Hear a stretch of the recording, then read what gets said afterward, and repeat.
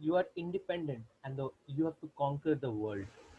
When I read this phrase, I recall the movie Dangal.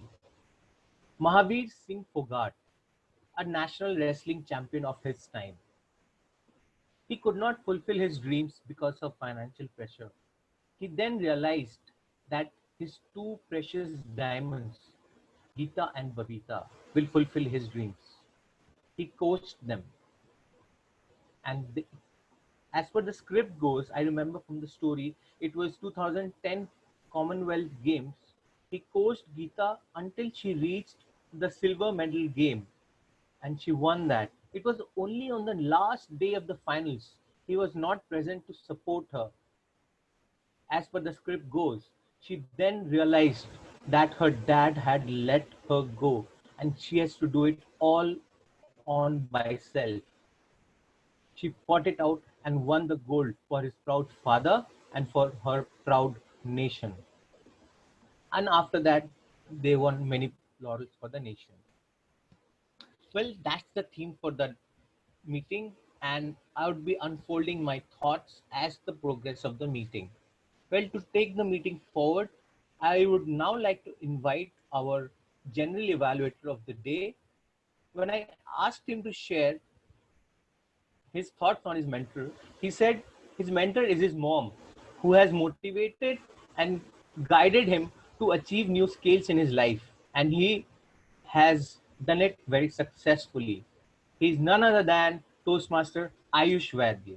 Over to you. Thank you, Toastmasters. Toastmaster of the day, can we have a virtual round of applause for the Toastmaster of the day, Rishi, please, for selecting such an inspiring story, the theme for the day.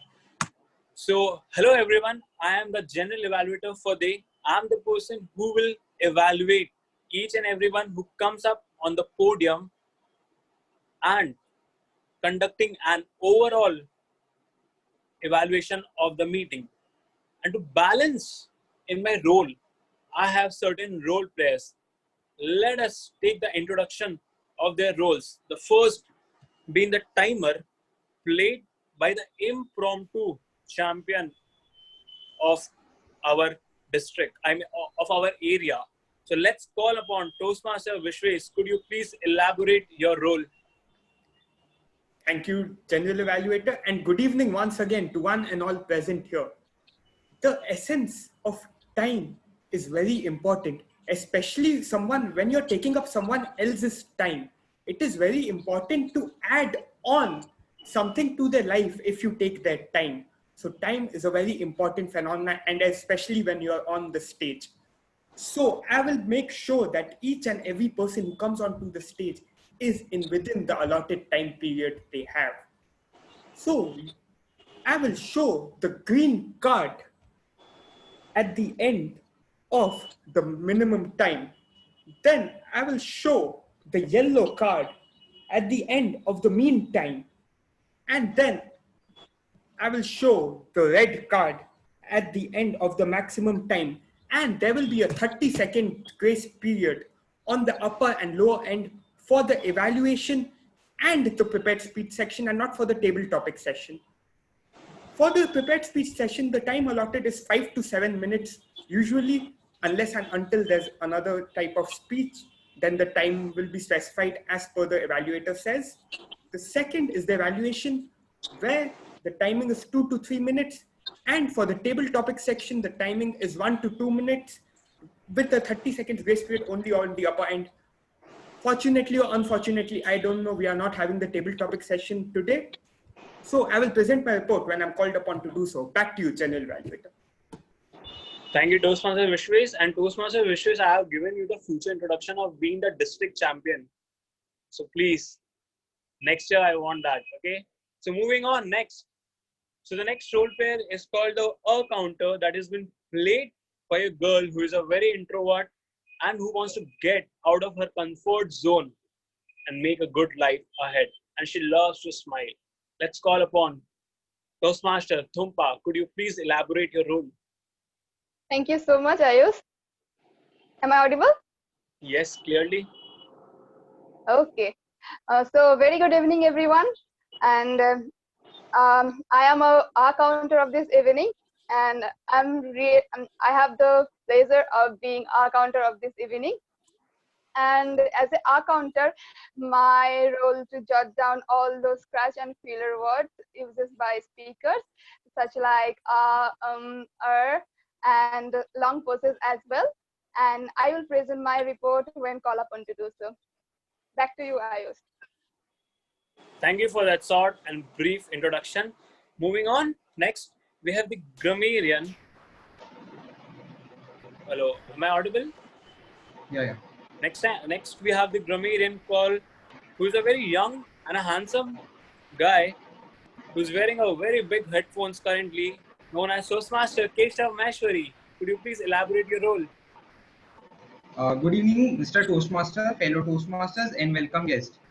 As grammarian, it is my responsibility to pay close attention to all speakers, listening carefully to their language usage. I will take note of the good usages and not so good usages of the English language. As a grammarian, it is also my duty to introduce the word of the day. For today's meeting, the word is scintillating, which means brilliantly clever or marked by high spirits. An example of using the word is, we are looking forward to some scintillating speeches in today's meeting. Each speaker is encouraged to use the word of the day, and I will give a word of the day report and grammatical usage report when called upon during the meeting. Back to you, Mr. Toastmaster. Thank you. Could you share the screen for the role? For the word of the day. I will share it in the chat box. Okay, I will share the sure. word of the day in the chat. And by the way, he's a CA finalist and he says he's extremely lazy. Isn't that crazy? CA finalist and lazy? Moving on to the next role player. So the next role player is called the parliamentarian, who has been played by a very sweet and a humble guy and the upcoming SAA of the club. Let's call upon Toastmaster Shumit. Could you please elaborate the role? Good evening, everyone. So my role as a parliamentarian will be to note down that all the parliamentary norms are followed throughout the meeting, such as please avoid unmuting yourself unless it's your turn. It's your turn to speak. Try to show a virtual applause or thumbs up whenever a speaker finishes his speech, or please try to use all the Toastmaster related terms in full forms and avoid short terms. I will present my report at the end of the meeting. Over to you, General Evaluator. Thank you. Thank you, Toastmaster Sumit. And moving on, the last one called the wow counter. And the role has been played by the member who is very kiddish, as he says, not me. And he's very intrigued towards new things. He's very excited for new things. Let's call upon Toastmaster Danish for the wow counter. Could you please elaborate your role? Thank you, Mr. General Evaluator. So good evening, everyone. I'm the wow counter for the day. Today, my role is to keep a tab on all the wow moments of the meeting. A wow moment is when a speaker makes the audience laugh, applaud, or just leaves them amazed. So I'll be keeping a tab of the top 3 wow moments of the meeting and will get back with them at the end when called upon to do so. Thank you. Thank you, Toastmaster. Very short and brief.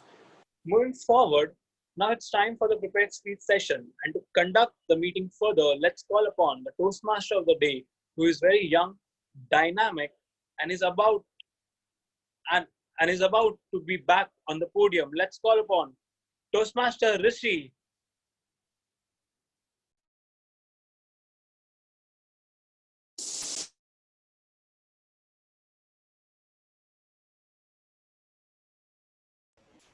Oh, thank you so much, Toastmaster Ayush. I would now like to carry the meeting forward.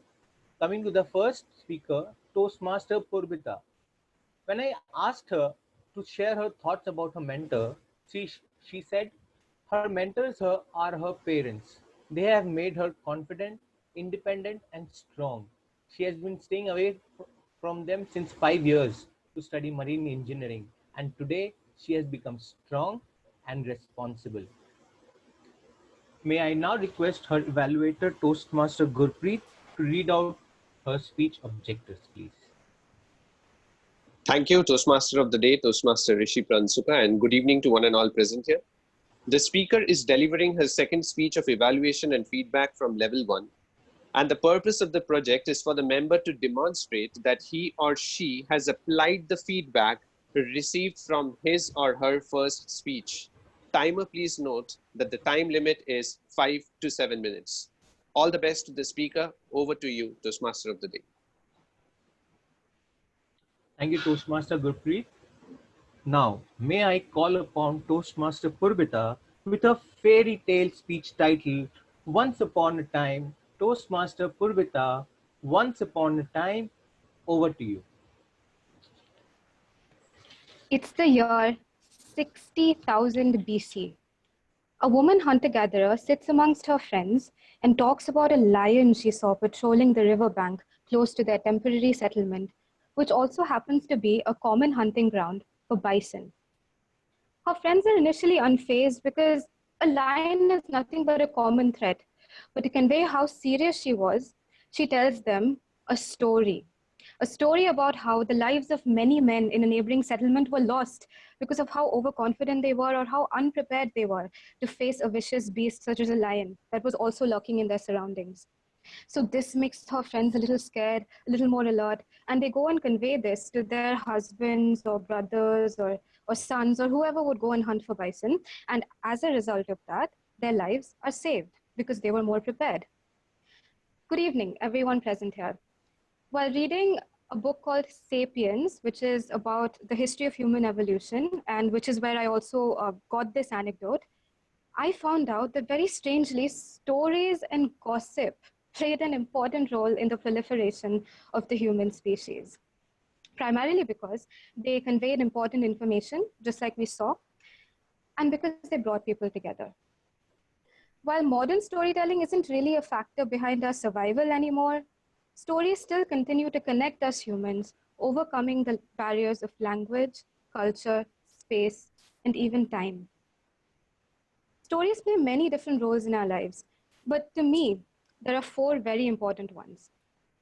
They inspire, they direct, they educate, and they amuse. So, how do stories inspire us? It's not a very tough answer, really. Self-motivation, growth, development, being a better person, these have all been ideas of or baselines of stories of over hundreds and hundreds of years. Watching the real life struggles of a millionaire, such as in movies like The Pursuit of Happiness, or reading about how thoughts can manifest themselves directly in our lives, such as in books like The Secret. These really inspire us to become better individuals, either by being more persevering or being more productive or being more positive. They just help us make healthier choices for our minds, bodies, and souls. I was personally introduced to Harry Potter as a young child, and I'm very happy that that happened, because from that story, I learned about the meaning of friendships, people who can see you at your best and your worst and still stay with you. And that sometimes, in the face of adversity, the only quality that you need to have is bravery. You may not even have a plan, but you just need to be brave, get up, and face whatever it is that you need to face. So in a way, I'm really thankful for stories that exist because I would feel a little less inspired without them. Now, stories can also direct. And the best way I can tell you that is by giving you an example of advertisements. So while Coca-Cola is just another regular sugary soft drink, its ads very cleverly tell us a story of fun, youthfulness, vigor, passion. All of these exciting things go on in those ads. And at the end, they have this tagline called "Taste the Feeling." And that story that I saw in the ad somehow like registered itself in my subconscious. And every time I go to a supermarket, I see like there are so many sodas, but somehow my hand is always directed towards picking up a bottle of Coca-Cola instead, because in my head, I think that's a fun drink. I don't even know what that means, but I just feel like, okay, that's the better option. So stories can be sneaky like that in some ways, but if used for the right purposes, they can definitely move people to do good. Education. Sadly, as we grow older, we don't find as many stories in our educational textbooks anymore. But as kids, we were exposed to storytelling as a powerful tool for education. So instead of telling a kid, be kind, that's good for you, just preaching. If you tell them a fairy tale, or if you tell them a fable or a story, then first of all, they'll be interested, which is literally half the battle won. And second of all, they'll feel more interested to listen to you, not only in the story, but they'll kind of absorb that concept like a sponge. So more effective way of teaching a kid is obviously through stories. But even for a 10th grade student, like when I had my history classes, I imagine they would be much more interesting if I had stories about Cleopatra or Tutankhamun when I was learning about the Egyptian civilization, instead of just facts and dates, like this is when they were born, this is when they died, this is what they did, this is what was good, this is what was bad. It was just dull and lengthy and boring. So I really hope that stories can somehow creep their way back into our education systems someday into the future. And finally, stories don't always need to have a very deep meaning or purpose. They can simply be amusing. Movies would never earn in the billions or millions of dollars if they weren't amusing, if they weren't entertaining. They make us feel things. Haven't you felt that? Like when you see someone getting, your favorite hero, for example, getting beaten up, you feel something in your heart, like your heart drops a little. Or when you see someone doing something heroic, you just feel even more excited for them. But we know that it's fake, right? We know that it's recorded, but we still feel something. It helps us block out logic for a little bit. And that's a very powerful thing that I feel only stories can do. So, to me, stories are bountiful and multifaceted. They are the voices of our hearts and the doors to undiscovered worlds. But at their core, they are ideas. Ideas that inspire, direct, educate, and amuse. As a Toastmaster, an emerging leader, it is very important that you integrate stories into your everyday speeches. They really help get the message through and build a connection with the audience. And I hope one day that I'll be able to take my stories to their full potential of inspiring, directing, educating, and amusing people. On a parting note, I'd like to say, if you have a story, then definitely share it, because trust me, it can do a whole world of good. Thank you. Thank you, Toastmaster Purbita. First, I read about the speech title. I thought it's going to be a fairy tale story. So I was more looking for a story, but you entirely described what are the nitty gritties of a story. What should you have? What kind of stories you can have? So now I have that in my tool. Well, moving on, we have the second speaker of the day, Toastmaster Raju from Tinsukia Toastmaster Club, Assam. When I asked him,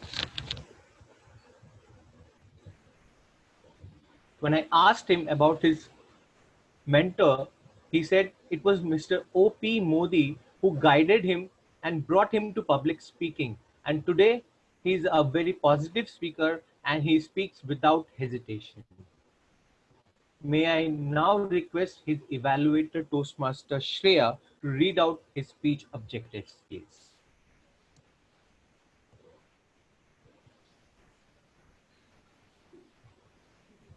Toastmaster Shreya? Yeah, good evening, everyone. Am I audible now? Yes. Our next speaker is Toastmaster Raju Agarwal. He will be delivering his Project 3 from Level 2. The purpose of this project is for the member to clearly define how Toastmaster envisions mentoring. The purpose of the speech is for the member to share some aspect of a previous experience as a prodigy. Timer, please note the time is from 5 to 7 minutes. Over to you, Toastmaster of the day. Thank you, Toastmaster Can you Shreya. hear me? So before you begin, I would like to introduce you. May I now call upon Toastmaster Raju with his management style speech topic, Change or Perish. Toastmaster Raju, change or perish, over to you. Can you hear me? Yes, I can hear you. Well, I'll start with the year 1983, when a young lad came to the Indian cricket team and started his career at Pakistan. He played 2 matches, didn't play very well, didn't score well. Then that was the third match, test match. He was playing against Pakistan. Waqar Yunus was bowling. The first ball straight away went to the gloves of the wicketkeeper. The second ball was a bouncer, and he hit that particular ball, hit his nose, and there was a deep cut, and it was bleeding.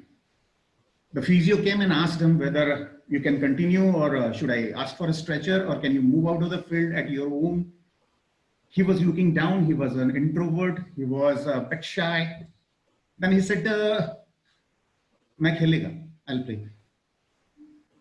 On the other side, non-striker end was Navjot Sidhu. He came as a senior player and asked him, can you? He said, please allow me, sir. I will. He played. The third ball which came to that particular player was hit for a lofty 6. And he scored 57 in that particular match. Another incident is somewhere around long back. I'll tell you the scene. The scene is a 24 years lawyer who's got his degree from London College of Law, was not doing well in India. He was traveling to a country under an assignment from one of the very rich businessmen. He booked him in first class. He was sitting, he was traveling. There was a station called Pietersmaritzburg in South Africa, where an English gentleman came and thrown him out of the compartment of the train, telling him, you Indians are not allowed in first class. Sitting at the particular station, that particular man was thinking something. Now, these 2 incidents, I'll tell you the names. First was God of cricket, Sachin Tendulkar. And second was none other than Mahatma Gandhi, Mohandas Karamchand Gandhi. They created history from that particular moment. That particular moment was so important because it changed their attitude.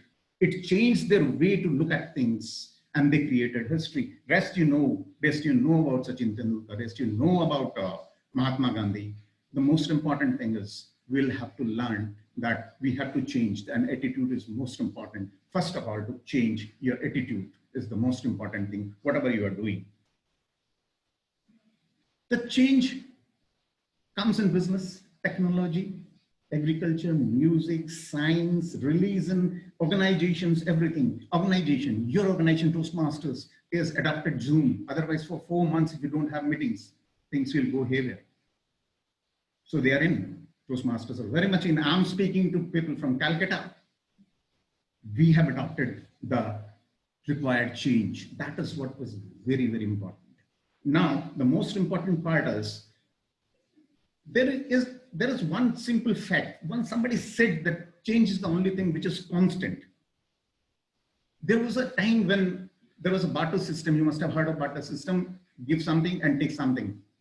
Then money came into the business. Then there were razor and blade. Razor and blade is nothing. It's a simple concept that you sell razor at a cost price because they will buy blades to refill and put up the cost right there, make benefit in that. From that to shopping malls, online shopping, the things are going, you never know where it is going to end. It is not going to end because change is constant.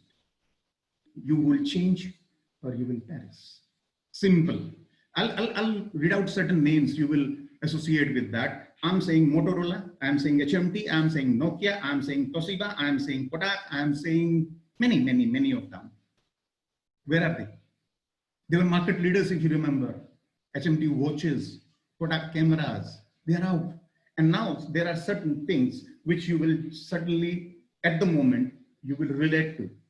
YouTube, Facebook, Google, PayPal, Apple. And you will be really surprised if you don't know that they didn't start with what they are making or what they are in now. They changed. They adopted this. You must be remembering Steve Jobs when he said, I'll be giving you certain other names. Bombay Dyeing starts in 1879.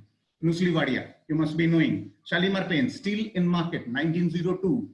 I'll be giving you Surinder Bhatia, Shalimar Paints. Otis Elevators, Sadie Joseph. It started in 1892 or 94.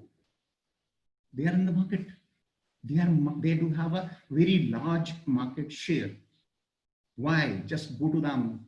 Just go to their history. You will find that they have adopted changes. And once you adopt changes, that's going to be wonderful. As I'm speaking about OP Modi, Om Prakash Ji Modi is around 75 now. He's in Delhi. He's a Supreme Court lawyer. He brought me to the public speaking. He said, "You can speak," and that was enough for a mentor. Now, a young boy, a chartered accountant by profession, Mayur Agarwal, he says, "Raju bhaiya, it's not going to work till you prepare. If you don't prepare, you are not going to enjoy your speech."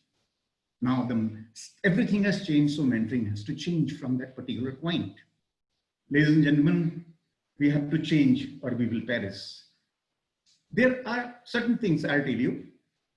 You remember USSR stands for United States of Soviet Russia. Now it is Russia, disintegrated. But one simple fact remains there, that they adopted changes at the right time, and still Russia is a force to reckon with. You cannot simply say no to Russia. China is adopting changes. Then you do have, then where is Vietnam? Go to the history of Vietnam, you'll find out. I don't have time because one card is already shown. Second is waiting. So I think Singapore is one of the examples. If you try to find out the facts, simple change, scintillating results if you change, scintillating career if you change, scintillating future if you change, and if you don't change, simply you are perished, you are vanished, you are nowhere there, Motorola is nowhere there, Nokia is no more there.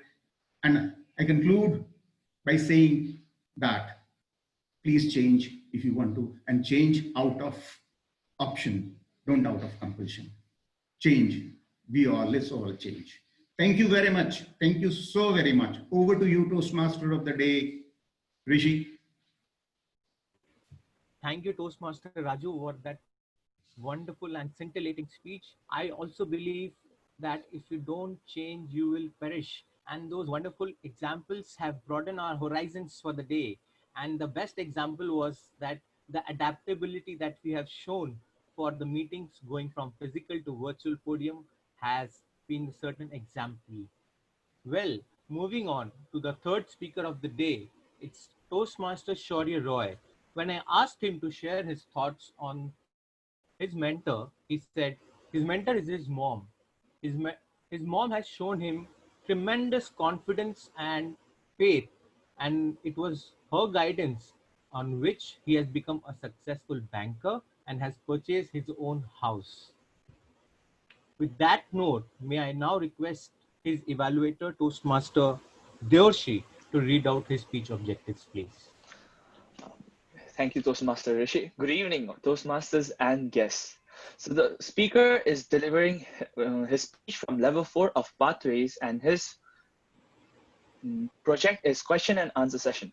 The purpose of this project is for the member to learn about and practice facilitating a question and answer session. The purpose of this speech is for the member to practice delivering an informative speech and running a well-organized question and answer session. The member is responsible for managing time, so there is adequate opportunity for both. I request everyone in the audience to please ask questions to the speaker after the speaker finishes delivering his speech. Timer, please note that the speech time is 15 to 20 minutes, green card at 15 minutes, yellow at 17.5, and red at 20. With this, back to you, Toastmaster of the day. All the best to the speaker. Thank you. Thank you, Toastmaster Deorshi. May I now call upon Toastmaster Shaurya Roy with his another philosophical speech title, If We Are to Write a Poem. Toastmaster Shaurya Roy, if we are to write a poem, over to you.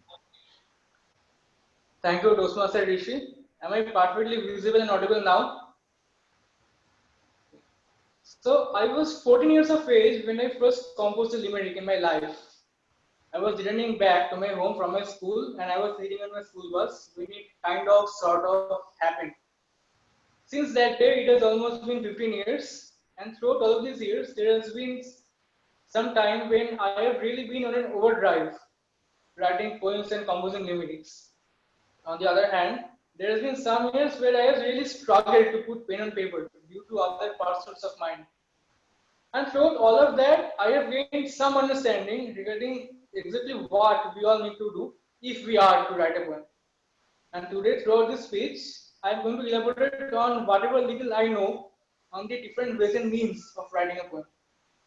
Good evening, fellow Toastmasters and distinguished guests, if any. So, what exactly is a poem? Well, a poem can be defined from two different perspectives. The first perspective is the one of a poet, the one who actually writes it. And the second perspective is the one of a person who is an avid reader, who is an enthusiastic reader. A poem, according to a poet, will always be a certain mean of expressing his or her own emotions. On the other hand, an enthusiastic reader will always define a poem as a superb literary combination of rhythmic words. Let's take the example of a very famous poem named The Daffodils, written by William Wordsworth.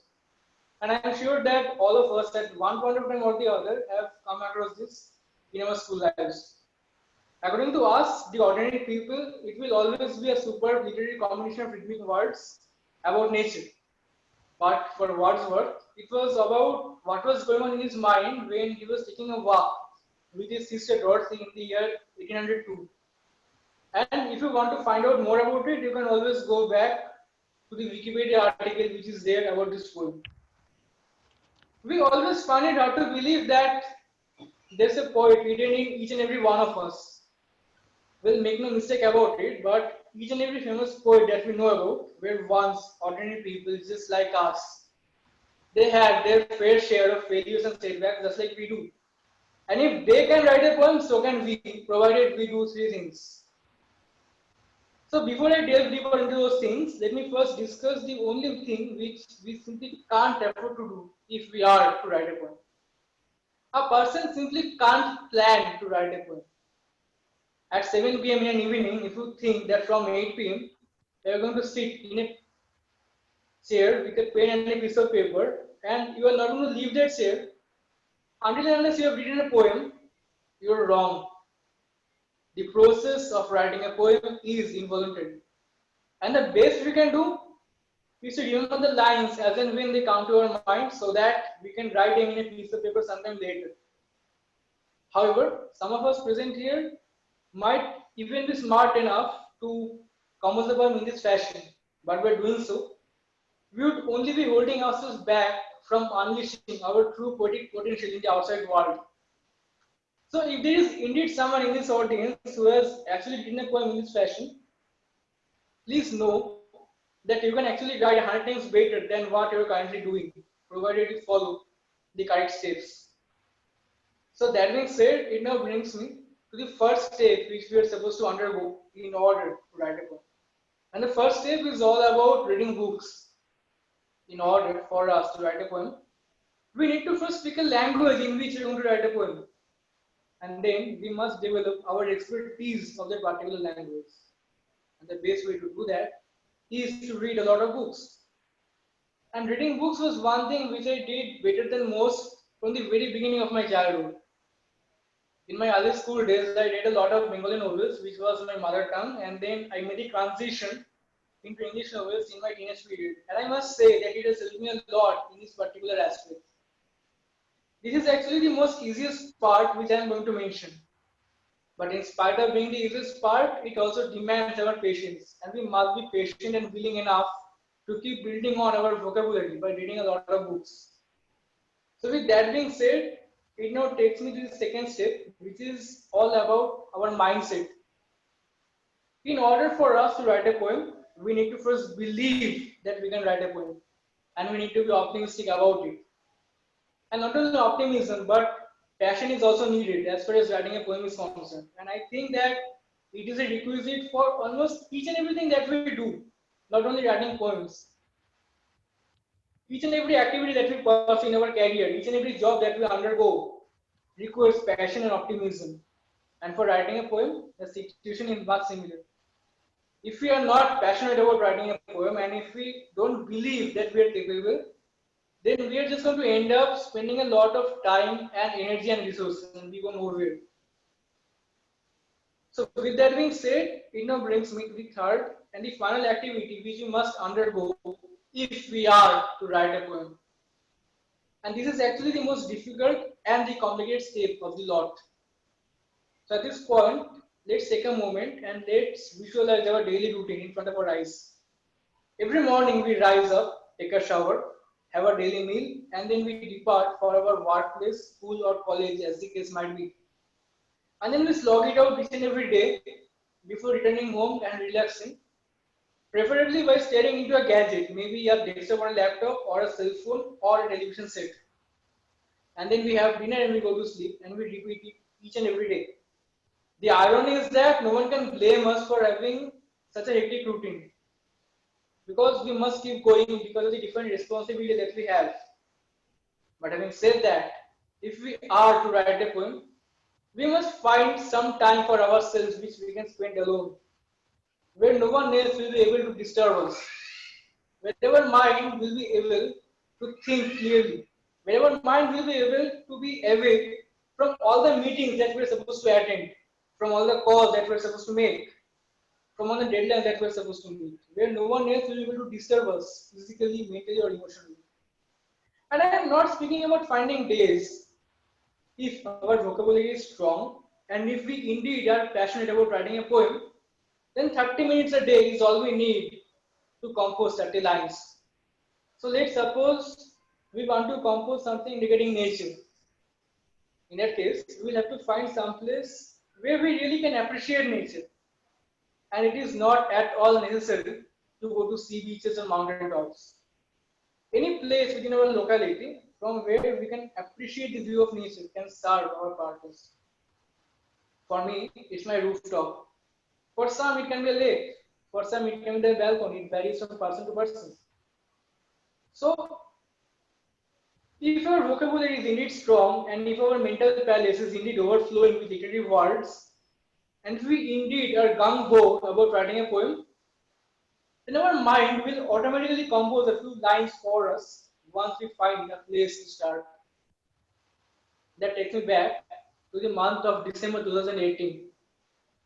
It was during that part of time when I fell in love with a British rock band called Coldplay. I found them fascinating because of the lyrics and I started listening to them. And then there came one winter morning where I was supposed to return to my workplace after 2 leaves. So I was depressed. And yet I would catch the train anyway, and I would somehow get the window side seat as well. So I had my earphones plugged into my ear and it was Coldplay at full volume. And at the same time, I was watching the lush greenery go by from the window. And my mind was swapping back and forth between appreciating Coldplay and brooding over my workplace. And it just clicked. All of a sudden, I had a few lines at my disposal which went like this. Winter morning train rides while listening to Coldplay makes you feel that you're going to have an awesome day. You get the feeling that you can do no wrong, even if the devil himself plotted against you for long. But immediately when you reach your workplace, people act like bloodhounds, having not chased you for days. And so you grind through the hours, come what may, so that you can again survive and listen to Coldplay another day. Another example which I have regarding this is of the chartering ceremony of this club last year. It was a very special occasion and all of us were enjoying that, but somehow still I was depressed because no matter from what angle I was taking photos, my premature baldness was getting rawly exposed. And I was finding it hard to conceal that. And so after everything was over, I was returning home via an Uber and my mind was shifting between my premature baldness and all the nostalgia which I have for this club. And it just clicked and I had a few lines at my disposal, which went on like this. It was the year of 2014 and the month of June when my head was full of fears and was not a full moon. As I visited a certain place, after 1 year of procrastination left behind, I discovered the most unique treasure trove which one could ever find. 5 years I spent on since that day, like a blood. And even though I have aged terribly, I have definitely become wiser. From being a handsome rookie to a bald dinosaur, I have definitely made a lot of memories, and I can't wait to make a lot more. So in the end, it's always about what kind of a person we are and what thoughts we have when we are in solitude that matters. Our background, our mindset, our thinking process, our personalities which show in our poetic potential, in our poetic content. One popular example which I have regarding this is of the late great Rabindranath Tagore. He was very fond of the monsoon season and of rains, and it has showed in multiple of his literary works over the years. So in the end, it's always about our personality, which shows in our poetic content. And even though it seems difficult, all of us can do it, provided we are patient and we are able to find time. This process, make no mistake about it, but this process demands tremendous patience. It might happen that we might not be able to put pen on paper the first time we try something like this. And it might also happen that maybe only after 3 or 4 times we try this, can we put a pen on paper and can we be able to showcase our poetic potential to the outside world. All that matters is whether we grind the process or not. All that matters is whether we give up or not. Because in the end, this process was, still is, and will always demand patience. So the next time, whenever we think about writing a poem, let's just not be, let's just not scoff at the process. Let's just not be intimidated. Instead, let's just embrace the challenge and let's just see where we go with this. Because rest assured, there is a poet inside each and every one of us, and I am sure that given the effort, all of us can be helpful enough to write a poem. With that being said, it now brings me to the end of my speech, and I would now like to open the floor for all kinds of questions from the audience. Anyone? Toastmaster Shaurya, can I ask a question? Yeah, please. Yes, so my question is, you said that during writing poems, you have to be proficient in the language you're writing in.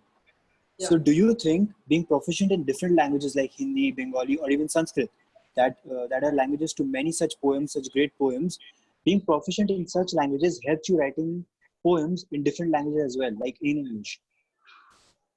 Not really, because from my experience, in my childhood days, I started off with Bengali, and nowadays, all I have is English. I just can't seem to write anything in Bengali. So it's better if you focus on one language only. And if we look at history, we can rarely find any one poet who has actually written in two languages. It's very rare. So it's better to focus with one language only, according to me. Thank you.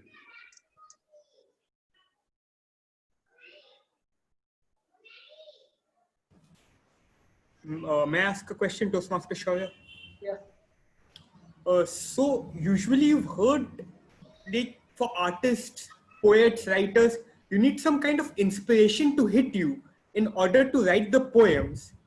And as far as I know, ideas and inspirations, they don't come through hard work. They just strike you. So is there any way through hard work you can develop such an artistic type of skill, like, for example, poem writing? That depends. Just enlighten me. Regarding which matter are you prepared to do hard work? In which field are you prepared to do hard work? Sorry, I didn't get the question. Can you come again? In which field are you prepared to do hard work? Maybe becoming a CA or something like that? Or maybe becoming a footballer?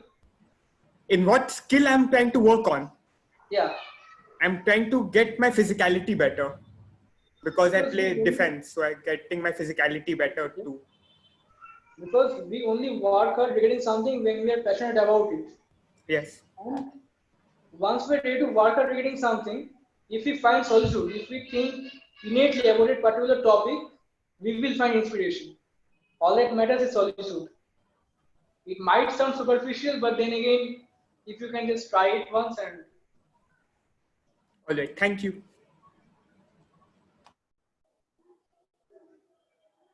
Hello. Hello, can you hear me? Yeah. So I have a question for you. So as a beginner in writing poem, what are the 3 steps you suggest as a beginner if somebody want to start writing poem? So what are the 3 steps one should should take care, or what one should have while starting writing poem? I would suggest that you try finding solitude first. Try finding a lot of alone time, and by a lot I mean 30 minutes a day at least. Okay. And if your vocabulary is strong and if you have a passion regarding a particular topic, say nature, your mind will do the trick. Once you're in equilibrium among your vocabulary, your passion, and your time, solitary time. Okay. Okay. Thank you It so might much. happen that the first time you try this, you might not be able to write anything, but once you repeat this twice or Yeah. thrice, you're bound to break through. It happens. It happened with me, and I'm sure it will happen with you as well. So I never tried as of now. So I'm finding it too difficult to start. I want to write, but it's very difficult for me to even think of writing poem. So that's why I thought if any small steps you can suggest, so at least I can try once. And I perfectly understand. Just don't plan to write anything. Just try to have an empty mind and try to spend some time alone, and then it will Okay. happen eventually. Okay. Thank you so much.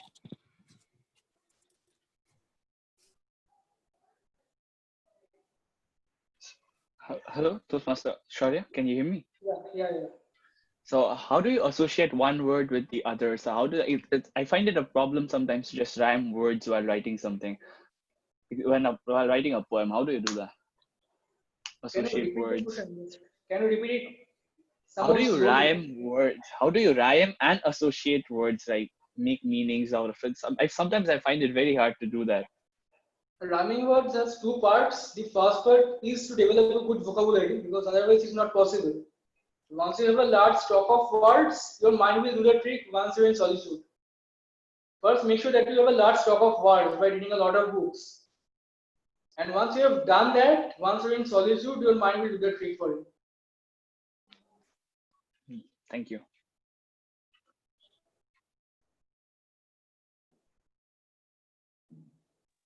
May I? Yeah. Okay. There are various types of poems such like limerick, ballad, sonnet. Um, if I want to write any types of poem, any poem, um, may I have to reach the criteria? The criteria is very easy to read, but if you want to write a particular type of poem, for example, say sonnet, as we all know, sonnet is a popular type of poem which has 14 lines and each of the lines has 14 words in them. That type of complex artwork is very difficult to produce and it takes years of practice. Me, basically, I've been writing on and off since the last 15 years, and now all I can do is limericks of 16 lines, not more than that. So obviously you can write poems provided you have the vocabulary and years of practice. It will take patience. Okay, thank you.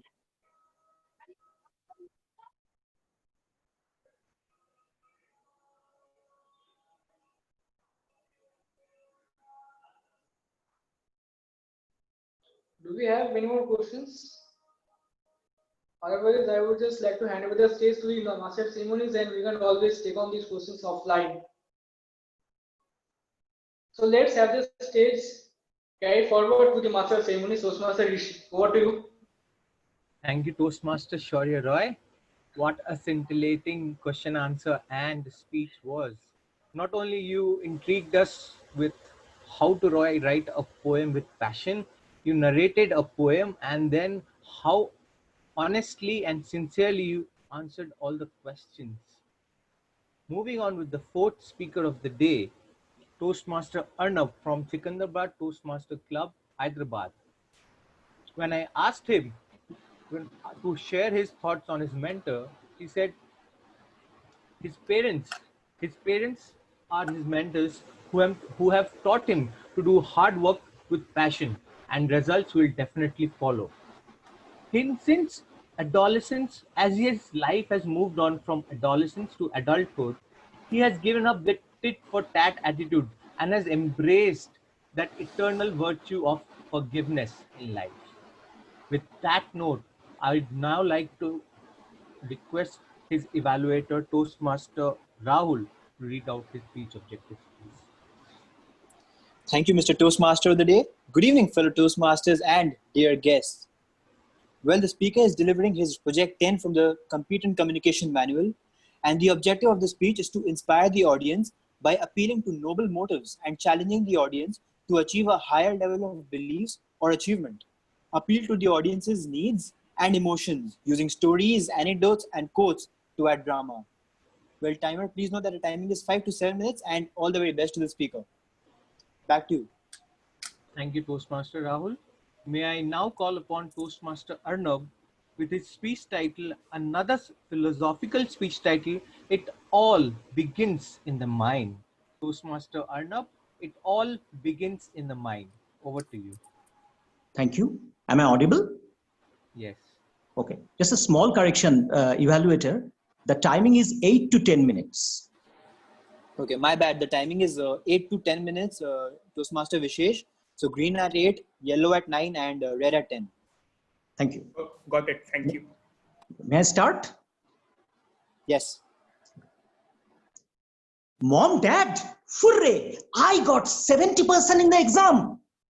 My dad came out of his room and gave a tight slap on my face.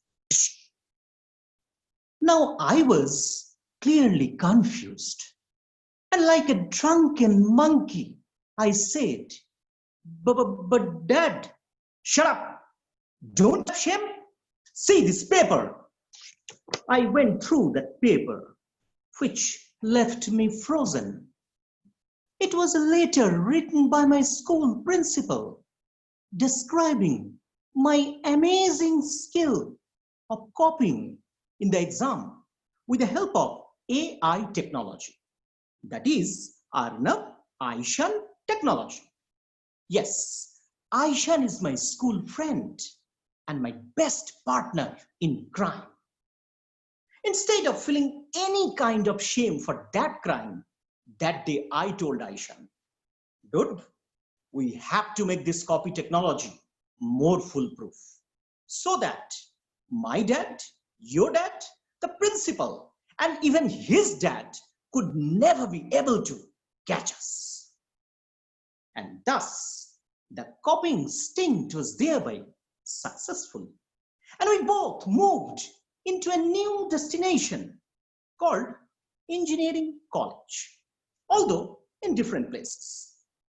In the college, I started growing leaps and bounds by developing new habits. People called me a successful chain smoker. I always topped the list of absentees in the class. I had a gang around me, and we always felt that whatever we do is right and others are wrong. But one day, lightning struck. In a college function, in front of full house, which was filled all my successful, unsuccessful, and partial girlfriends, our principal called me on the stage and said, look at the brightest student of our college who never attend classes, copies in the exams, and inspire other students to do that. So be very careful from this virus. I was shell-shocked by this surgical strike, and my shock had been amplified when I saw those girls were laughing at me shamelessly. That day, with heavy heart, I broke down in front of my dad, who put his arm on my shoulder and said, son, no one can destroy iron, but its own rust can. Likewise, no one can destroy a person, but his own mindset can. Your toxic mindset is spoiling your life.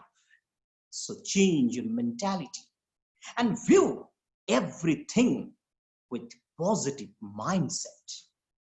Remember, good or bad, it all begins in the mind. Those electrified words left a huge impact on my mind. The very next day, while going to college, I met my school friend Aishan's father, and was shocked to know that Aishan had become a drug addict and now struggling for his life in hospital due to drug overdose. Hearing this, I immediately rushed to the hospital and found doctors surrounded his bed. From a distance, I saw the graph of his heartbeat.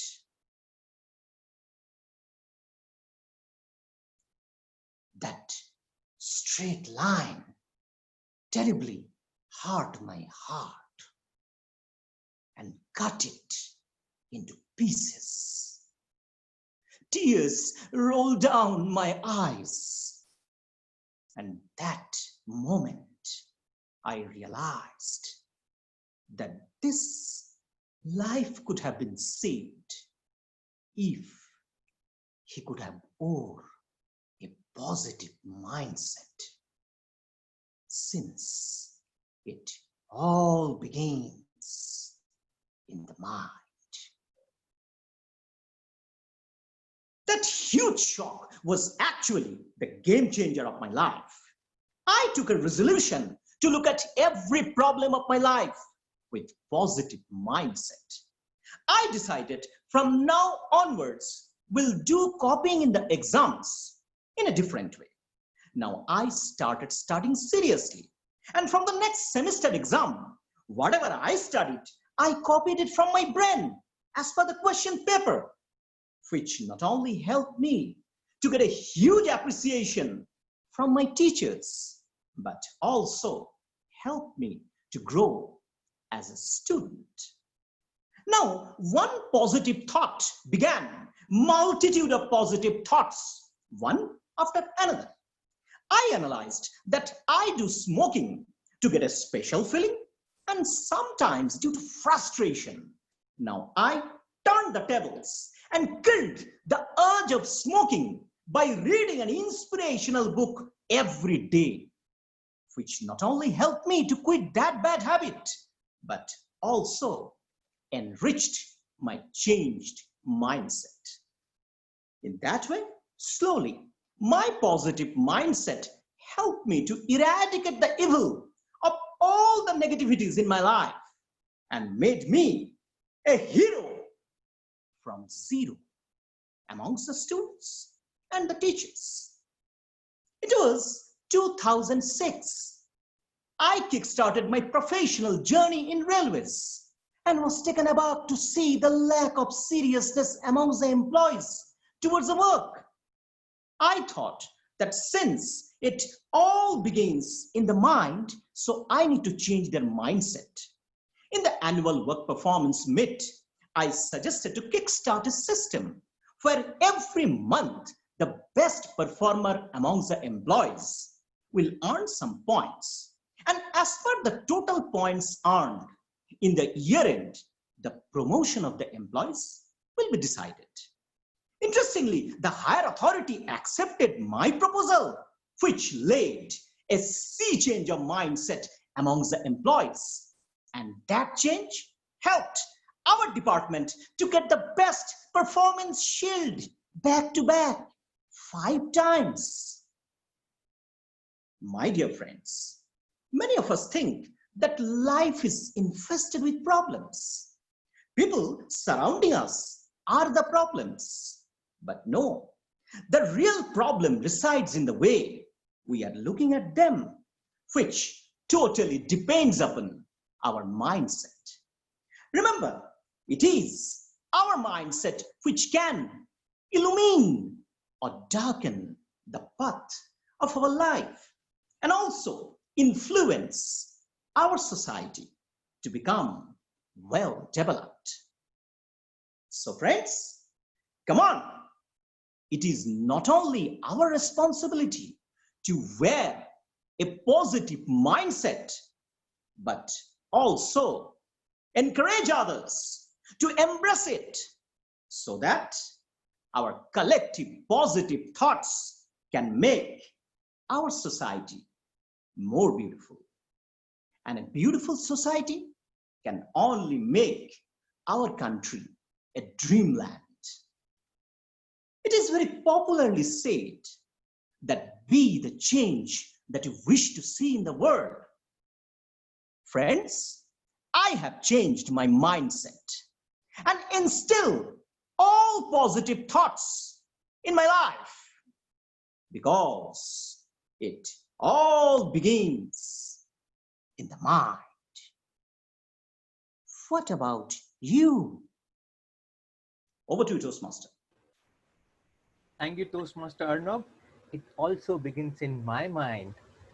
Wow, what a speech. You had done absolute justice to the speech. What a fantabulous opening. And you had humor, you had suspense, you had all the body language in the speech, and you covered all aspects of the speech. And I was wondering, will you ever stop? And it was an endless speech. Wonderful and wonderful. Thank you so much for your speech. And moving on with the fifth speaker of the day, Toastmaster Abhijit Roy. He is from Kharghar Toastmaster Club, Navi Mumbai. When I asked him to share his thoughts about his member, he said his seniors from his engineering college are his mentors, who taught him never to overreact. Always analyze and then react, and don't take decisions in abruptly. And this has helped him in his life, and he has successfully carried it in his life and become successful both professionally and personally. May I now call upon his evaluator, Toastmaster Deepak, to read out his speech objectives, please. Thank you so much, Mr. Toastmaster of the day. The purpose of this talk is for the speaker to present a 6 to 8 minute analysis of a concept, idea, theory, historical force, or social or political issue. The talk should be clear and interesting to the audience. The speaker's purpose is to clearly explain the meaning of the subject to the audience and use definitions, examples, anecdotes, illustrations, quotes from experts, and visual aids to explain concepts in addition to your oral evaluation. To explain concepts. That's it from my side, and all the best to the speaker, and back to you, Toastmaster. Thank you, Toastmaster Deepak. May I now call upon Toastmaster Abhijit with his trending speech title, Social Media. Toastmaster Abhijit Roy, Social Media, over to you.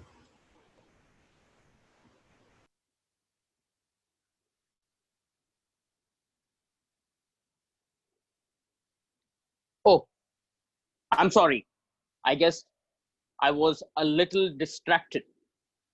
Well, every one of you would be wondering, what am I doing with this? Well, WhatsApp. This is what I was doing. Abhijit is so very addicted to WhatsApp. And you never know. Out of the 24 hours, I would only rather believe 8 hours of sleep, 2 hours of work from home, and then 1 hour of dinner or lunch, and then the rest is all WhatsApp. Isn't social media really eating us up? Fellow Toastmasters and social media lovers. Today, I am here to present the boon and the bane of what social media has done in the 21st century. You name it, and you have it. Facebook, WhatsApp, Twitter, Instagram, TikTok, and the list continues. There is a never ending to any of the social media forums that we have it as of now. Are we getting benefit out of it? Are we getting loss? Let us ask this question to our own selves. What has social media done to all of us these days? We have become so virtual. A friend of mine who in in the late 90s, whom I used to go to his house and meet him and talk, has only limited our friendship to doing WhatsApp and sending out Facebook messages. The distance has increased. Not to forget, in this pandemic, the social distancing, which indeed has helped social media to get into limelight. But think about one thing about when Facebook started in the way in 2004. That point of time, it was a new craze because the concept was very new to make friends. And when Facebook was at its peak, there was a time when people were so crazy that they used to write notifications on their timelines. Ravi, location in the washroom, feeling delighted and satisfied, tagging his friend. Well, in the morning 6:30, Ravi is tagging his friend, sitting in the washroom, feeling delighted. Now, people who are mutual friends to Ravi, what would they understand? Are these two guys sitting together in the washroom, feeling delighted? What are they up to? Yes, that was that craze. People were so very crazy and passionate about doing things on social media. The moments were scintillating. People left, right, and center used to send out photographs, selfies, and what not. Never it ever happened that people used to just dial on the number and call and say, "Hey Vishesh, how are you, man? It's been long that we did have a talk. Can we meet tomorrow?" How about that? Don't you think that element has been missing since the last few years? People have lost that connectivity just because of social media. On one side, social media has done so much for this world. They have brought world so closer. I'll give you a very good example. While I was staying in Saudi Arabia few years back, I used to be connected with my parents and my sister and my in-laws through this medium only, through giving video calls on IMO, through making messenger calls if IMO is not working, posting different pictures while me and my wife used to be out and used to have nice time. It was then my parents and my in-laws used to understand that even in a foreign land, my children are happy. But let us look at the adverse sides as well. It has made people so very lazy that they don't even have to do anything. They're so very dependent on social media. Since the time Facebook has been inaugurated, let me tell you, my friends, the graph and the revenue generation of all matrimonial sites has reduced a lot. I met a friend last week. He said, "You know what, Abhijit? I have been getting calls from these matrimonial sites. They have been giving me more than 60% discount on memberships." Do you even understand why is that reason? It is only and only because Facebook is one of the medium which has made lovebirds. I find a beautiful, gorgeous looking lady on Facebook. Let me send a friend request. She accepts and we start chatting. Those chatting goes on to become friendship. And that friendship turns out to be a relationship followed by marriage. What did the matrimonial sites do? Is it the crime that they created to give those 60% discount? No way. The market of the different forums are crashing day by day because of social media. Social media on one side has some better elements that brings down to the passion, to the empathy of the teenagers. On the other side, there are negativities also which are being created. In the recent past, we did witness a suicidal evidence of one of the greatest budding talents in the form of Sushant Singh Rajput. Have we learned out of it? Have we got any positivity? Well, not. Look at the different TV channels. What are they doing? What are they spreading? He has been a true talent in Bollywood.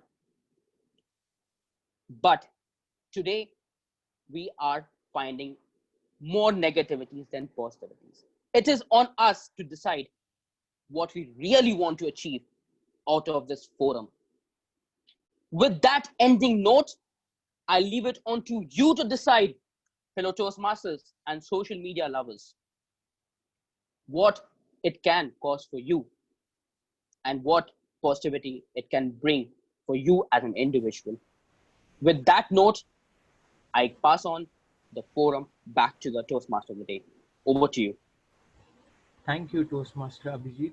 It really goes to say that it is up to us now to show maturity to what advantage we leverage social media, because there is so much of content today that we are exposed to, youngsters can learn from, or it can be of demerit as well.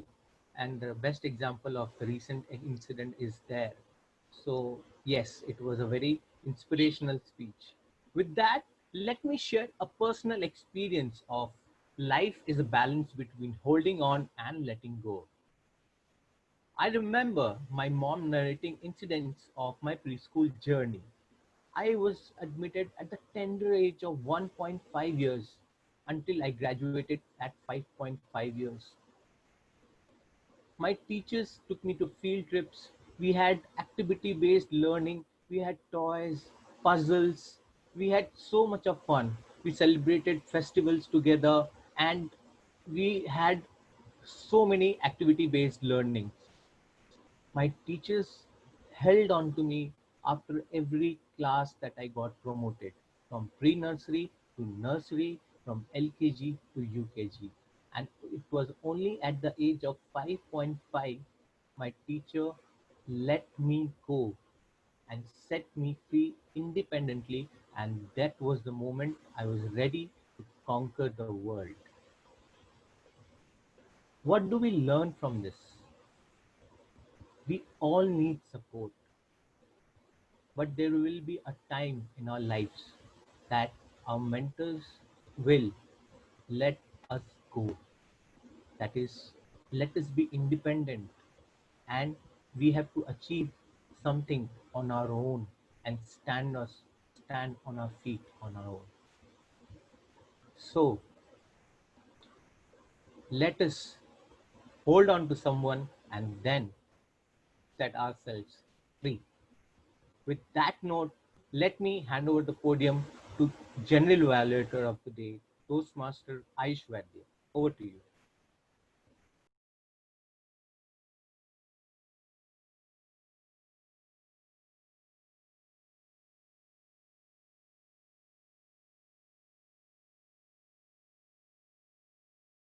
Thank you, Rishi. Am I audible?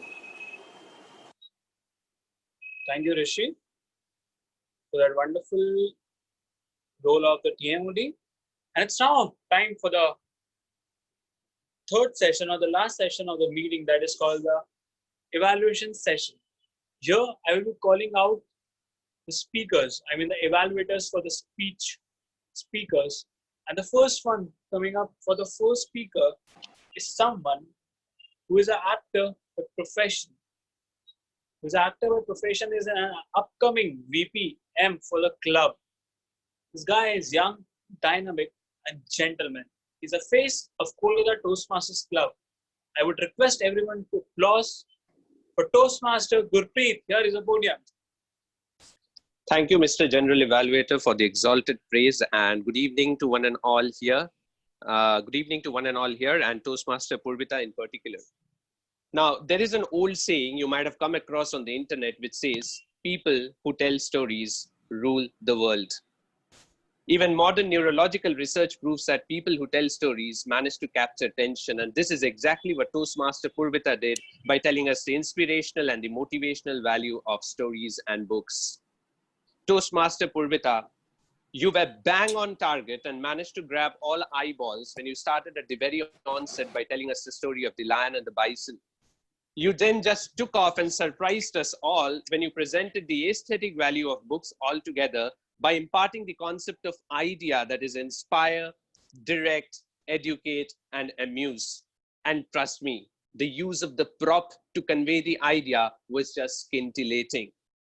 Moving on, I must also give you credit for the eye contact that you maintained throughout your speech, given the technological challenges of virtual meetings. From voice clarity to hand gestures, you had it all well sorted out. And trust me, in the audience, you had, for someone in the audience, you had ample examples in your speech, something that I could relate to. Starting from the Coca-Cola example to the boring history classes, you said it all. And in the process, you did touch upon some of the very important issues like child psychology, as well as the reformation of the education system. Now, Toastmaster Purvita, there is always a scope of taking your speech to the next level.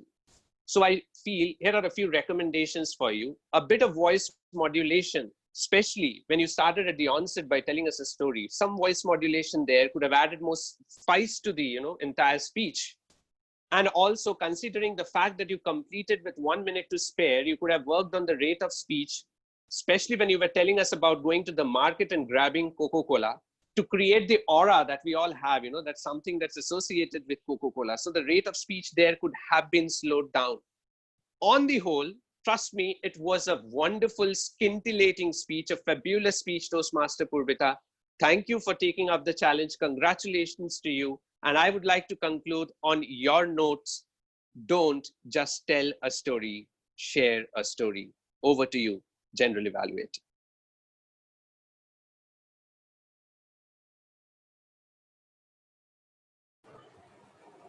Thank you, Gurpreet, for that wonderful, detailed evaluation. You made my job tougher, man. So just to add on to Purvita, I think the best part I liked in the starting, you had a very good hand gestures, like the thing you want to say about the 4 things, 1, 2, 3, 4. That was really quick and good. And the way you have used the realistic examples, am I audible? The way you have used the way, just host, can you just make me in the spotlight? Yeah, thank you. So the way you have used some realistic examples like Coca-Cola, which we could easily relate, that how you have remembered whenever you go to shopping malls. But to add on, you could have used that to your advantage in the speech. You could have put a Coca-Cola bottle on your hand and showed to us, which would have made us remember your speech deeply.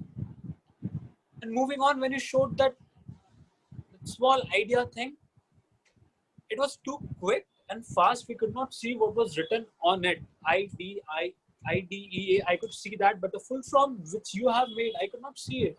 You need to wait, hold it, and read it again slowly so that people see, remember, and don't forget easily, because that was an important part of the speech. And overall, it was a fantastic speech. As Gurpreet said, you nailed it. Just a bit of voice modulation added on it would be a cherry on the cake. And let's have a round of applause for Gurpreet as well as for the speaker. Moving on quickly to the next evaluator, who is going to evaluate the second speaker, and she's the upcoming president of Kolkata Toastmasters Club, and she's working in SBI She's a very good experience in everything. She has a great leadership style. And let's see how she evaluates second speaker. So may I call upon the charming Toastmaster Shreya, please. Thank you, General Evaluator, for adding that charm on my face. And a very good evening to all of you, and Toastmaster Raju in particular. To start with, I want to thank you for delivering such a scintillating speech in your club. You started with an incident of my favorite cricketer, and that was an instant connect. You were for confident, comfortable, and convincing. Your message was clear: change or perish. You narrated incidents about how accepting and adapting to changes help us discover ourselves. With human or large corporates, we can exist only if we change. To add on to what you said, I want to add, don't change. Change is chiller. Change is just a difference from the present condition. So don't change, transform. And to transform your speech to a few notches higher, I have some suggestions for you. Firstly, don't have any object other than anything that emphasizes an aspect of your speech. That white and blue pen in your right hand was distracting. I myself have missed some words and gestures due to that object, which is stronger than a sword. Secondly, though online, I could make out that we are referring to notes at times, which is not recommended. And last but most important, after your speech, we appreciate change. But where is your mentor? Only 2 lines out of a 7-minute speech for the speech objectives? I'm convinced that I should change, but not once I was reminded of my mentor or inspired to seek for a mentor if I don't have one. So sorry to say that you missed on this very basic thing, the speech objectives. Nevertheless, I really appreciate the message you conveyed, and hopefully we get to hear more from you in near future. Over to you, General Evaluator. Thank you, Shreya. I'm really disappointed on Shreya today. You know why? She's covered all the points and she has nothing left for me to say. Now she has made my job tougher. I don't know what to add on to that. Shreya is such a marvelous speaker, such a marvelous evaluator. I think she has given all the points. I don't have to add anything. Just that I found that pen thing which he was holding, the speaker was holding, was irrelevant to the speech. And he was looking down and I thought he was reading and scripting the story. So overall I think if it's better if you try to deliver it again, I think it would be a successful speech. Thank you. Let's have a round of applause for the speaker as well as for the evaluator. Moving on quickly to the next speaker is going to evaluate Toastmaster Shaurya. And this person loves to play music. He's a musician by the way, I think. And I love his hairstyle. I sometimes envy him. I'm trying to grow like him, though it's tough. And this person is a division level humorous champion. Let's call upon on the podium Toastmaster Diyoshi Sidan to evaluate the speaker. Thank you so much to General Evaluator for such a wonderful and the poetic, bold dinosaur, Toastmaster Shaurya Roy. Thank you for giving everyone a peek into the beautiful world of poetry, especially to the people who don't know how much to write about poems and who are learning how to write poems. Toastmaster Shaurya Roy, you grabbed the attention when the Toastmaster of the day announced your speech title. It was If We Are to Write a Poem. I felt that your speech title was very intriguing and attention-seeking one, which made me, at least, want to know what you are going to say next and kept me glued to your speech. The next thing that I loved about your speech was how you provided point explanation to follow that we can use to write poems. Those being improving linguistic quality by being in a great mindset and having a correct environment. These things, I think, which you provide, the information that you provide that would help a beginner least know how to start on something. And the third thing that I loved about your speech was how you aced the speech objective.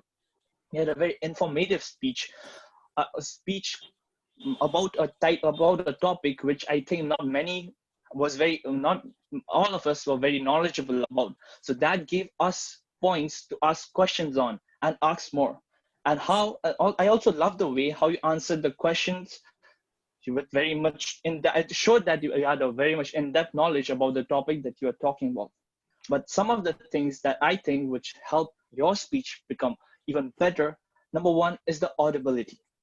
Toastmaster Shaurya, when you were speaking, there was some parts which I could not understand, especially not parts, but like some phrases or like words throughout the speech which I could not understand.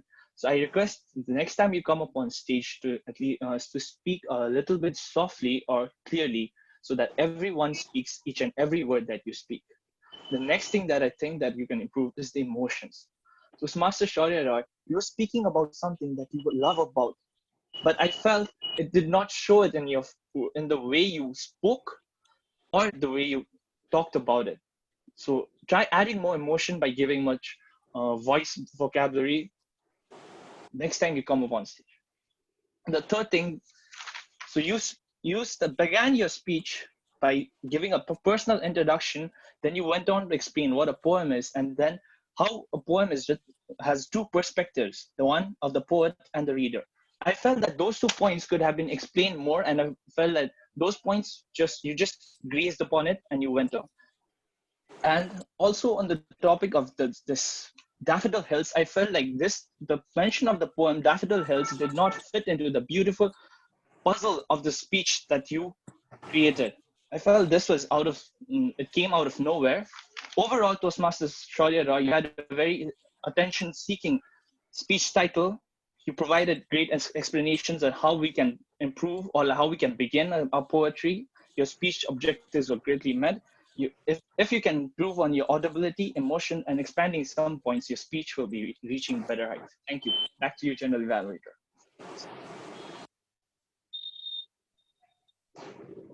Well, thank you, Devshi. That was very well done. Briefly explained each and every point, highlighting the most important points.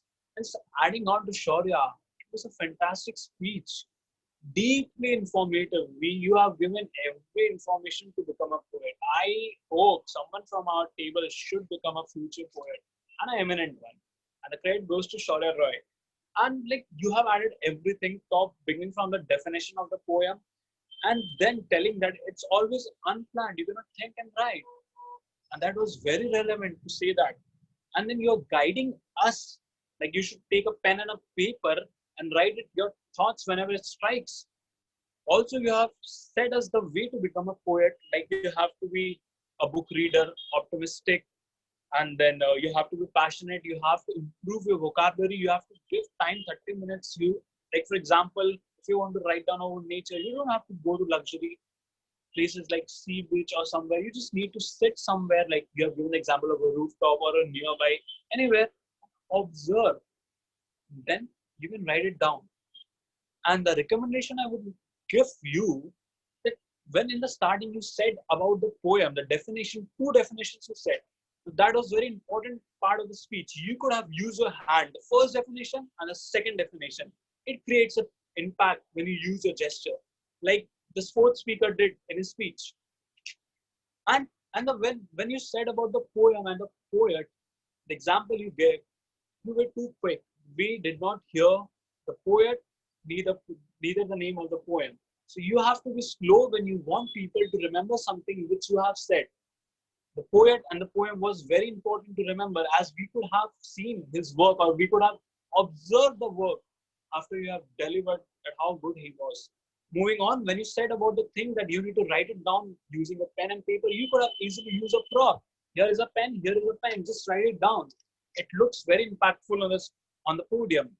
And the way you have spoken about the badness, you could have used a hand gesture, you could have created a comedy out of nowhere. And it would be the cherry on the cake. If you work on a hand gesture and voice modulation, you soon can be the champion. Not only evaluator champion, you soon could be the champion of the speech contest as well. Thank you, Shaurya, for that wonderful descriptive speech. Back to you. Back on the track. Now we have the penultimate evaluator who will evaluate Toastmaster Abhijit. No, I mean Arnab. Toastmaster Arnav. And the person who is going to evaluate is pursuing his CFA, and he loves to play different sports. He's a fitness enthusiast, and he's a R3, R to the power 3. He's a Richie Rich Rahul. He plays in dollars because he's a treasurer of our club. Let's welcome Toastmaster Rahul. Over to you. Thank you so much, Mr. General Evaluator, and good evening, fellow Toastmasters, dear guests, and to Toastmaster with $1 million mindset, Toastmaster Arnav. Well, when I seek motivation from someone, there are 3 very important points that I look for. And you had all the 3 points in your speech, which says that you did justice, not just to the audience, but also to the speech objectives. The first and the very important thing is dramatized. You began with you being very happy about your marks that I couldn't be happy about ever. And second, then when your father slapped you, when he understood that you were cheating, which I always got by not getting good marks, these things were brilliantly dramatized. Not to forget how the dean addressed and mocked you in front of the entire audience, and the moment when you were showing the cardiac parameter when your friend had passed away. These things were brilliantly enacted. Second was the voice modulation. When you are trying to motivate someone, there are few points where you have to take it to a higher pitch and make sure that is much more clear so that the audience perceives it in a different way than what it has been doing. Those were the points when you were explaining us how a positive mindset can build your future, can make you successful. And you highlighted that at a higher tone, at a better way, and in a much more clear way. Not to forget, you had a lower tone when you were talking about things that not fit the mindset criteria, or that can ruin when you have a negative mindset. You had a lower pitch so that people know that when you have a negative mindset, things don't go that well. So your voice modulation could speak volumes. Third thing was the pacing. Well, you had everything in your speech: drama, voice modulation, great stories, great enthusiasm, personal stories about friends, and that wouldn't have been possible if the pacing would have been wrong. When you were explaining points, you had a very good pacing. You were slow and you were very calm, so that when people are listening to what you are saying, people are very easily trying to understand and then sinking it in and understanding why this thing is right. And secondly, when you had explained us that thing and you were explaining how brilliantly it can help you if you learn these things, you were in a very energetic and jolly mood and going at a brilliant pace, which which I inferred as something that is very good for me to understand and learn, and how it can help me in the future. Well, as we all know, every great speech can be made a little better, and I have a few points that can make your speech a great one. First one is the body movement. Your scene with your father when he was slapping you, your dean addressing you in front of the audience. I think these things were the ones where body movement could have been better. For example, body movement could have been better. For example, when your father had slapped you, you could have been, when your father was conversing you could have turned to the right, turned to the left, and you could have shown a slapping. You did show the slapping, but the turning was required. When you said that the dean was addressing you, you could have come to the center and you could show that the dean addressing with his hands wide. Second was the stage choreography. I could see that most of the time went towards addressing the audience from the right hand side. You were towards the right hand side, and that is something you have to change. For example, the cardiac parameter. You showed the cardiac parameter going, so it started from the middle. It should have started from the left, coming, and then straight. So you could have used the entire stage. Third one was the hand movement, which was lacking. And lacking when you are addressing the entire audience. So the hand movements had to be shown. So the dramatics, the voice modulation, the pacing, just about was great. Just the body movement, stage choreography, and hand movement could have been worked upon. This speech could have been way better. Back to you, Mr. General Evaluator.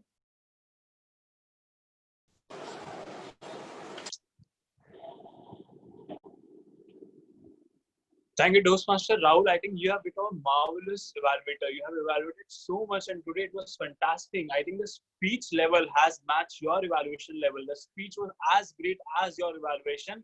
And just to add up to the speech, I think the Toastmaster Arnav has played beautifully today. Beautifully. I find it everything correct. Voice modulation, voice pitch, body gesture, the pause, everything there could not be anything better. I think you have practiced numerous times before coming on the podium. Let's have a round of applause for the evaluator and for the speaker. And moving quickly to the final speaker of the day. So the evaluator coming now. Is a person who is pursuing engineering in computer science. And this person, if I compare, for example, if there is Pablo Picasso for painting, we have Deepak Baid for creativity. Let's call upon Toastmaster Deepak. Over to you. Thank you so much, Mr. General Evaluator. Good evening, Toastmasters, and our socially involved Toastmaster, Abhijit Roy. Today, I really liked your speech and the way you started with an act of using. Can you hear me? Okay, yeah. So I really liked your speech, especially your starting, how you started with an act of using your cell phone. That made everybody thought, what are you doing on your cell phone? And I thought, are you starting your own timer? Because we already have one timer. And then you said that you were just checking your WhatsApp. Well, that was a great start. And I really like the flow of your speech. It started with an act and then your whole social issue that you talked about social media, and then you ended with a question. So the flow was really good. And another thing that I really liked today about you was the presence of your mind. You used word of the day, and then you also mentioned one of the members that was present in the meeting, Vishesh. So this way you also gathered attention of the audience in a really good way. But as you said that the boon and the boon of social media, and similarly there is always some good points and not so good points that can be improved in a speech. So let's talk about those points now. So firstly, your camera was positioned not in a really good way because you were trying to show a lot of hand gesture, but most of the time your hands were not in the visibility area. So I could see that you were moving your shoulders and probably were showing some gestures, but they were out of scope, just like I am sitting right now. And another thing that was a part of your speech was to talk about experts' opinion, which I think you lacked. You could have even told about how experts think on this aspect with some data. Do you had some data about social media when it's start and how is it affecting us? But your project also involved talking about expert opinion on this. So if you could just work on these two things, these couple of points, you will turn out to be really good. Overall, I really like your speech, and let's connect over WhatsApp after this. Over to you.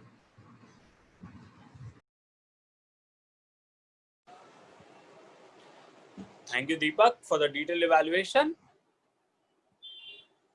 So just to add on quickly that Toastmaster, you have started with a bang using that phone. I think the prop use was brilliant. Just a suggestion that you're an advanced speaker, practice numerous times, more times, so that you don't seem to forget speech. I thought you were forgetting speech in between, the flow went slow. So just practice more and come up and deliver. The concept was really good, very much relatable to our life, the social media. And here this brings an end to the evaluation session for the speakers. And now, can I just be in the spotlight? I cannot see that. Hello. You are in the spotlight, Ayush. Yes, now I can see. So now it's time for me to take down the roles, to take down the evaluation reports from the role players of my team. First, let's start off with the timer. Vishesh, could you please submit your report? Good evening once again. So, everyone is eligible for voting except Toastmaster Abhijit Roy, who took 8 minutes 42 seconds, which was 12 seconds over time. Thank you. Back to you, General Evaluator. Thank you for that brief and short evaluation for the timer's role. Moving on quickly So we have Toastmaster Tumpa explaining the our counter, please. Very good evening once again, everyone. And there were two long pauses uses by Vijit, and 2 hours by Purvita, 4 hours by Raju, and 1 hours by Vijit, and rest of the speaker were flawless. Thank you. Thank you, Purvita. Thank you, Tumpa, for that short and brief evaluation. Moving on quickly, let's take the rule. Let's take the evaluation from the Gregorian Toastmaster Keshav. Good evening once again. Some good usages of grammar were: we have to change or we will perish. Mind will do the trick. External virtue of forgiveness. Shell shock. Life is a balance between holding on and letting go. Don't just tell a story, share the story. Some not so good usages of grammar were: somebody want to start will be somebody wants to start. Such like will be such as hurt my heart will be hurt my heart. And word of the day was used by Raju Agarwal 4 times, by Rishi Pransuka twice, and by Gurpreet Singh twice. Thank you. Thank you, Keshav. I think today you were scintillating. Just add one from my side on your evaluation. To be honest, the way you have selected the word was fantastic. Even you have written the word form, that is adjective. It's very important for the grammarian to let know what is a word form: noun, verb, adjective, or adverb. And this is the first time I've seen in the Toastmaster meeting that someone has mentioned the word form, that is an adjective. And to summarize, I think Keshav, you did a fantastic job today. Round of applause for Keshav.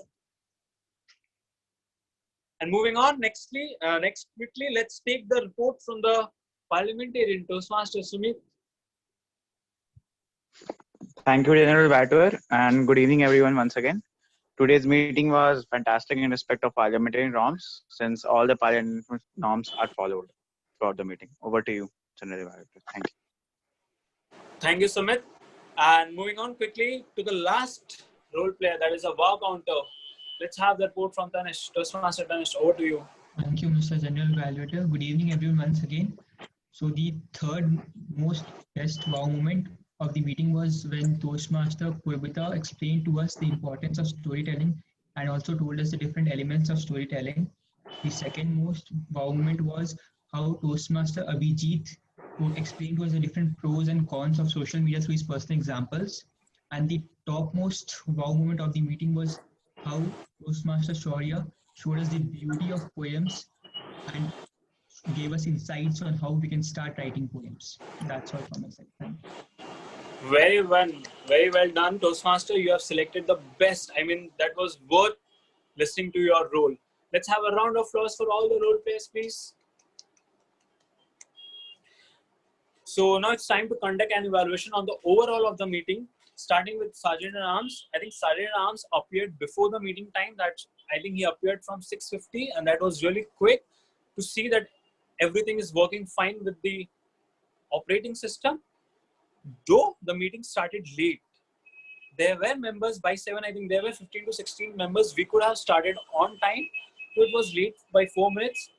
And Toastmaster Vishesh, you have explained the rules, the golden rules, very quickly, very short. It was really good, and you did a fantastic job as usual. Let's have a round of applause for Toastmaster Vishesh. Please give a virtual round of applause if you cannot applause. Next, moving on to our president, Toastmaster Shreya, the stand-in president for the day, and you are the impending president. So just practicing with the flow. So Toastmaster Shreya, you started with a fantastic witty statement where you're saying that this mesmerizing comments make you happy, but it gives you pressure. That was really good to start off. And I would suggest you to come early, check your connectivity so that you don't face a problem. We really wanted to listen to our president because they always inspire with a short story. That short story was missing today. Anyway, due to the network issue, we can understand your problem. Anyway, we will listen to you shortly. And moving on quickly to the Toastmaster of the day, Rishi. Toastmaster of the day, Rishi, you have chosen a very good topic. Topic actually related each and every one. The topic was simple, though connecting to everyone, was relevant with us. And the best part of your role was the way you have related the story of the speaker and said it about them after the speech was the best part. For all the speakers, I have seen that you have connected very well with their speeches and used something from there to comment on their speech. That was the best part of your role today. And yes, you did ask all the evaluators to tell the objective. You never forget for all the 5 speakers. That was a big deal because people tend to forget when we have 5 speakers lined up. You did it fantastic.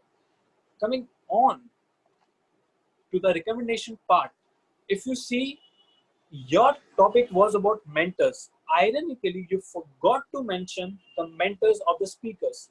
That is an important aspect of Toastmasters where you need to mention and acknowledge the mentor's name before their speech. Secondly, I think you talked about, I forgot the name, I'm really sorry, I think I forgot the name of the person you used while talking in the beginning. When you use someone eminent personality, you need to add the word Mr. to show some respect to them. You cannot directly just say Shah Rukh Khan. You need to add Mr. Shah Rukh Khan to add some more respect to his personality. And the pattern which you followed to introduce the speakers was not up to the mark.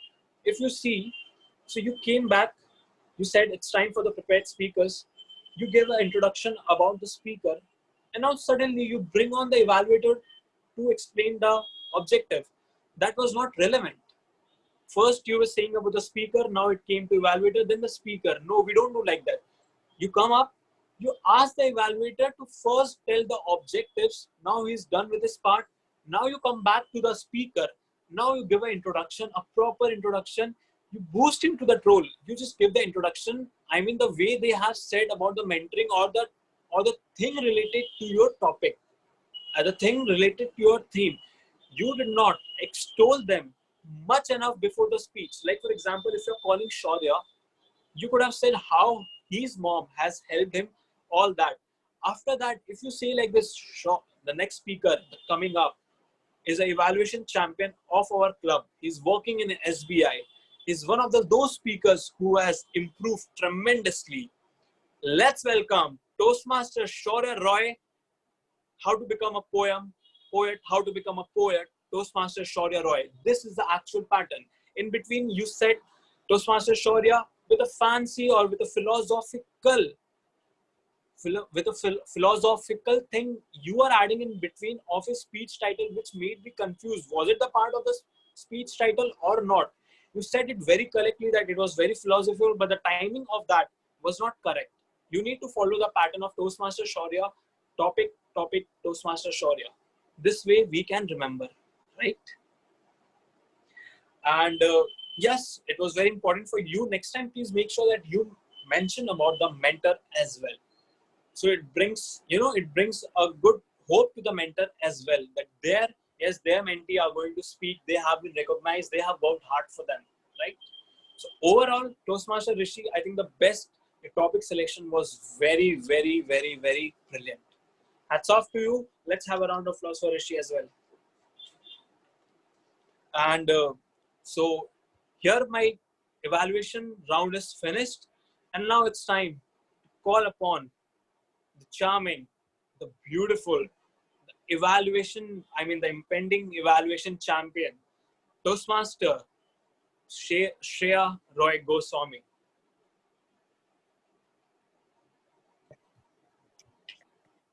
Thank you, General Evaluator.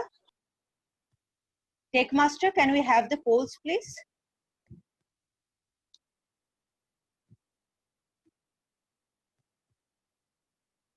Let's wait for 30 seconds for all the members to vote.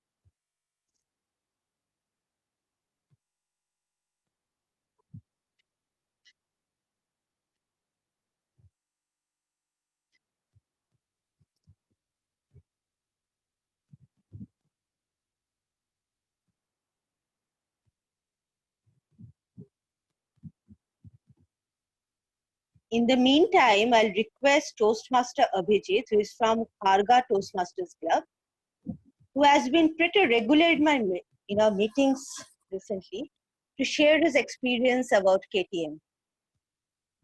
Toastmaster Abhijit?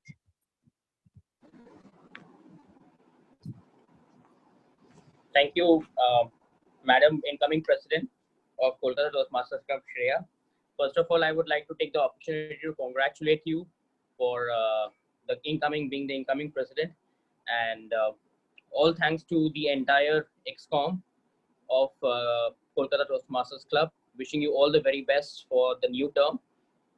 This is a time wherein there will be a lot of challenges to face, and then it will be equally an exciting journey for all the fellow Toastmasters Club, all the fellow Toastmasters, as well as the EXCOM to step up as leaders and lead the way.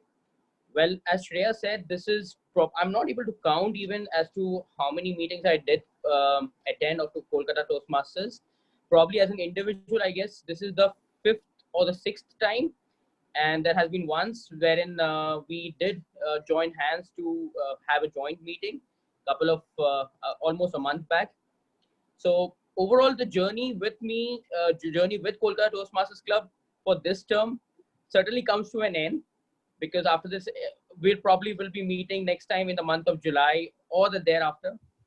But whatever number of meetings I did attend, I really find a lot of quality with the kind of speakers, the kind of members you have in the event quadro in April. Apart from that, I guess the quality, the kind of role takers that come up, they show a lot of passion. They take a lot of seriousness in executing the role. And I guess the club has a long way to go. Probably what I understand, it's one of the oldest community clubs in Kolkata, and that's what I have heard. And if that is a fact, then I would certainly say just carry on the legacy of what has been so far with the club. And so my best wishes.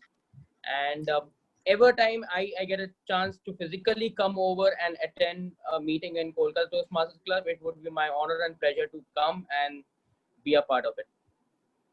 So thank you, Shreya, for giving me that opportunity. And just to keep everybody posted, I'm also the incoming president. And so equally, I can understand the sentiments what Shreya would be going through the next year, probably the entire year. And let's see what we can do best in terms of sharing the best practices and whatever shortfalls or challenges that we face. Look forward for further meetings. Over to you, Shreya. Thank you, Abhijit, and congratulations.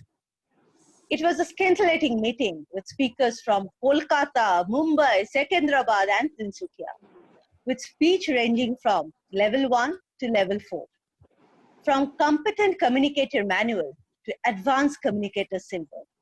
And that is what the essence of Toastmaster is. And I'm happy to announce, well, hold on. Before that, Toastmaster, are the poll results ready? Yes, I'm sharing them. Yeah, please do. Okay. So the best speaker goes to Toastmaster Arnab. I guess he has left the meeting. And congratulations, Gurpreet, for being the best evaluator. The best auxiliary role player goes to none other than Toastmaster Keshav Maheshwari. Well, it was a really close one with the best role player. And the best role player goes to our general evaluator, Toastmaster Ayush Vedya. Congratulations to all the ribbon winners. Okay, so coming back to the good news. Yes, Abhijit, we are indeed the oldest community club in Kolkata. And this Sunday, we'll be celebrating our 12th chartering ceremony. And on top of that, the good news is it will be online as well. So I hope all of you, Arnav, Abhijit, all will be there. And to all the members, please register and hope to see you on Sunday But before that, we have another meeting on Friday with the induction of our new AC. Till then, good night. So I just wanted to quickly add something before you Yeah, close sure, out. sure. I would again, before I forget, I would like to thank Kolkata Toastmaster Club for giving me this opportunity to deliver my milestone speech to complete Advanced Communicator Silver. So with today's speech, if with all due permission from Toastmaster Deepak Baid, if he has qualified me, because I'm disqualified in time, if he qualifies me on time, on overall evaluation, then certainly I will go ahead and file my ACS. Else probably I'll have to choose a quick time again to deliver my speech all over again. So that is something I will talk on social media. I'll talk over WhatsApp or Facebook Messenger and connect with him and understand. But thank you so much for giving me this opportunity. Deepak, can we hear from you? Yeah, I just heard the final couple words because I was on a call. Can you repeat that again? Or shall we take it to WhatsApp? No, you have to hear it right now. Okay. Yeah, Abhijit, please. Yeah. So what I was saying, Deepak, was, do I have to repeat it again? Okay, just because you're timed out. Yeah. No, I don't think so. Except if you want to, including the suggestions that I gave you in this speech. Okay, so let's have a discussion offline. No, but it should come with a clause about a treat. Yeah, of course. And not only you, I guess Arnab also completed his level as well as Shaurya completed his level for today. You're getting so many traits now. So it was a meeting of the finishers today. Yeah. So with that, can we bid goodbye to all of you for the time being? Okay. Hope to have you back again, all of you. Bye. Good night.